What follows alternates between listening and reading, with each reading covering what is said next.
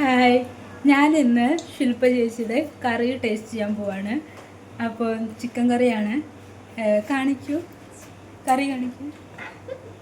This is the food. നമ്മളിത് taste ചെയ്യാൻ പോവാണ് എങ്ങനെയുണ്ട് എന്നുള്ളത്. കാരണം അറിയില്ല, നോക്കാം.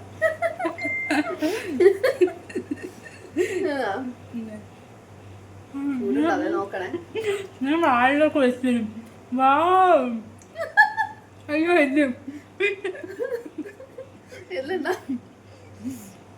അടിപൊളി. സത്യം പറയാമോ, ഞാൻ കുറേ നാളായി ഇത്രയും ടേസ്റ്റുള്ള ഒരു കറി വെച്ചിട്ട് കഴിച്ചിട്ട്. ബിരിയാണി വാങ്ങിക്കാറുണ്ട്, എല്ലാം ചെയ്യാറുണ്ട്. ബട്ട് ഇത്രയും എല്ലാം ടേസ്റ്റുള്ള ഒരു കറി ഞാൻ ഇപ്പോഴാണ് കഴിക്കുന്നത്. അതുകൊണ്ടാണ് അതിൻ്റെ ആ ഒരു ഗ്ലോ ആണ് എൻ്റെ ഫേസിൽ. മനസ്സിലായില്ലേ?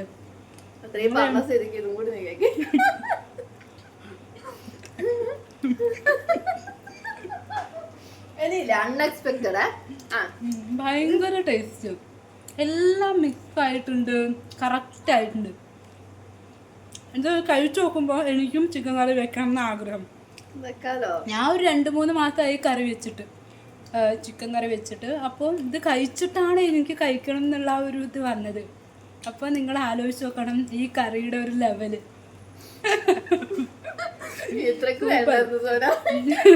ഞാൻ 10 തന്നെ കൊടുക്കും.